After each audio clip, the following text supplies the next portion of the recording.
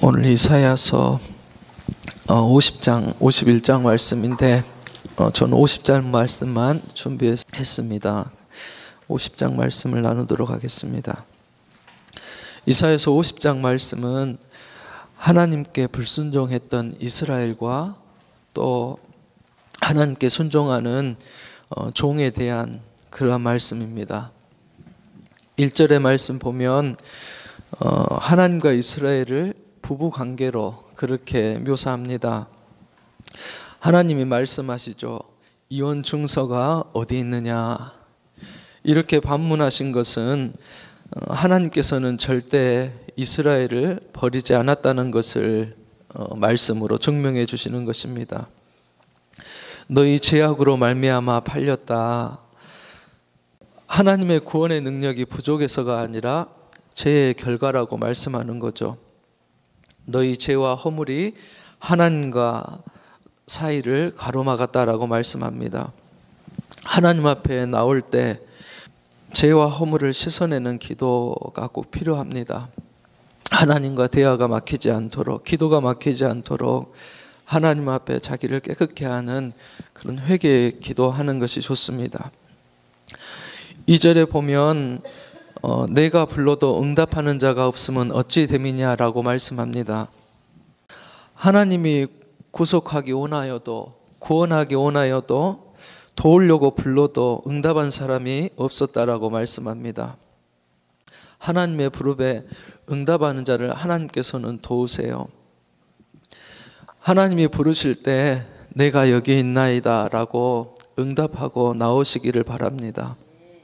예배의 자리, 말씀의 자리, 또 기도의 자리, 그 자리, 그 부름에 나오는 것이 첫째로 하나님 앞에 응답하는 것입니다. 또 하나님께서 말씀으로 은혜 주실 때 아멘하고 반응하며 순종하고 따르는 것이 또한 응답하는 것입니다. 이사야서 우리 처음에 6장 8절에 보면은 하나님께서 이사야를 부르실 때 이사야는 내가 여기 있나이다 나를 보내주소서라고 응답하면서 나왔던 이사야의 모습을 봅니다. 이렇게 하나님의 부름에 응답할 때 하나님께서 도우시고 그를 구원하여 주실 줄로 믿습니다. 또 4절에 보면 학자의 혀를 얘기합니다. 하나님은 이렇게 복음으로 남을 돕는 사람을 도우십니다. 학자의 혀를 내게 주사 공고한 자를 어떻게 도와줄 줄 알게 하소서 하죠. 학자의 혀는 지혜로운 혀를 말합니다. 지혜로운 혀를 주셔서 공고한 자를 위로하고 격려하는 말을 하게 하신다는 것입니다. 또 주의 복음을 전하게 하십니다. 하나님을 떠나서 방황하는 사람들, 하나님 은혜 받도록 도와주는 것, 그것이 가장 보람되고 행복한 일이 됩니다. 그에게 하나님께서는 학자의 혀, 지혜를 주신다라고 말씀합니다. 반대로 생각해 보면 어리석은 혀가 있을 수 있습니다. 그의 입에서는 거치는 말이 나옵니다. 가시돋친 말이 나옵니다. 상처 주고 죽이는 말을 합니다. 우리는 새벽에 기도할 때 오늘 아침에도 학자의 혀를 내게 주사 나도 공고한 자를 위로하고 격려할 수 있도록 은혜를 주옵소서 하고 기도하는 시간이 되기를 바랍니다. 또 아침마다 귀를 깨우치사 학자같이 알아듣게 하시도다라고 말씀합니다. 학자의 귀는 잘 이해하고 깨달아 듣는 귀를 열어주시는 것을 말합니다. 오늘 학가다 말씀이죠. 이 학가다 말씀을 읊조릴 때 이 학자의 혀, 또 학자의 귀가 열려질 수 있기를 바랍니다. 5절에서 6절 말씀에 보면은 때리는 자에게 등을 맡기며 또 침뱉을 때 내 얼굴을 가리지 않았다라고 말씀해요. 하나님의 종은 어떻습니까? 어려운 가운데서도 기꺼이 하나님의 뜻을 따릅니다. 고난이 와도 어려움이 와도 참고 견뎌냅니다. 순종하는 것입니다. 하나님이 맡기신 그 임무, 그 환경 가운데서 하나님의 뜻을 수행해냅니다. 예수님도 그러셨죠. 하나님의 뜻을 이루기 위해서 그 숱한 어려움을 참고 견디셨습니다. 말씀에 뭘 강조합니까? 바로 고난이 닥쳐오고 어려움이 다가올 때에도 하나님에 대한 믿음, 하나님에 대한 신뢰를 버리지 말 것을 말씀하고 있는 것입니다. 우리들을 돌아봐요. 나는 불리하면, 나는 힘들면 하나님의 뜻을 피하지 않았는지 생각해 보는 시간이 되기를 원합니다. 7절, 9절에 보면 주 여호와께서 나를 도우시리니 라는 말씀이 있습니다. 하나님의 종의 고백이죠.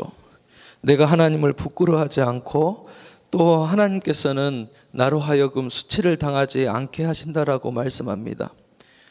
여기서 부싯돌 같게 하신다는, 굳게 하신다는 말씀은 마음을 굳게 해주신다는 그러한 뜻입니다. 8절에는 나를 의롭다 하신 하나님이 가까이 계시니 누구도 나와 다툴 수 없다라고 고백합니다. 대적이 함부로 못한다는 것이에요. 왜 그렇습니까? 하나님께서 내 어려움을 밝혀주실 것이라는 확실히 있기 때문에 그렇습니다.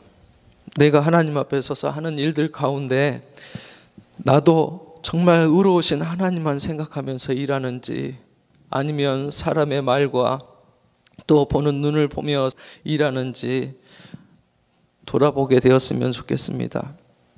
9절에 주 여호와께서 나를 도우시리니 라고 말씀하죠. 나를 괴롭히고 정죄하는 사람은 어떻게 된다는 것입니까?